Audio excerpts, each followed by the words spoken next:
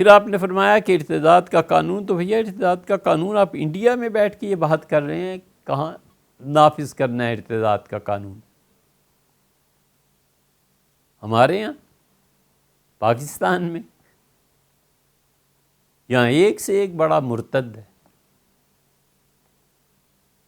وَمَا تُخْفِي صُدُورُهُمْ اکبر، اللہ نے کہا یہ تو ان کی زبان کی باتیں ہیں، اور جن کے سینوں میں اسلام کے خلاف نفرت ہے وہ تو چھپی ہوئی ہے۔ آپ ہمارے یہاں آئیے، سارے نمونے ملیں گے۔ کسی کو اللہ کے وجود کا انکار سوجا ہے، کسی کو حضرت رسالت پناہ صلی اللہ علیہ وسلم کی ذات پہ تنقید سوجی ہے، کسی کو کچھ سوجا ہے، کسی کو کچھ سوجا ہے۔ سب ملیں گے، سب ورائٹیز ملیں گی، کہیں نہ دنیا میں جو ملتی ہے وہ بھی یہیں ملے گی۔ تو ان مرتد لوگوں کو کون حد جاری کر سکتا ہے؟ یہ سب ارباب بست و کشاد ہیں ہمارے ملک میں، پاکستان۔ ان سے جا کے کبھی بات کریں تو اسلام کے خلاف جو زہر اگلتے ہیں وہ علمان الحفیظ کہ اللہ نہ کرے کہ آدمی کبھی سنے۔ ان کے ایکٹر دیکھیں، یہ کوئی ڈھکی چھپی باتیں تھوڑے ہی ہیں۔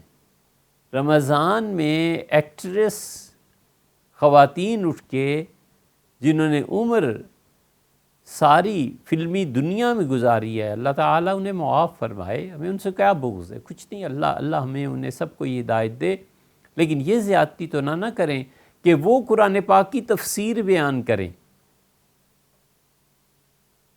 اب سوچیں نا، یہ کیا ہے؟ قرآن کے ساتھ مذاق نہیں ہے؟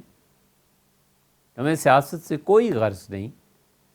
مولانا فضل الرحمان صاحب کے مقابلے میں مسرت شاہین صاحبہ الیکشن لڑ رہی ہیں، یہ دین کی توہین نہیں؟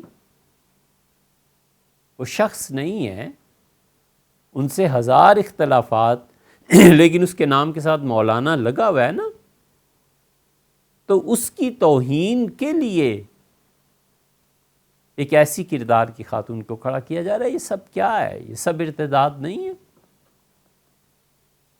سب ارتداد کی علامتیں۔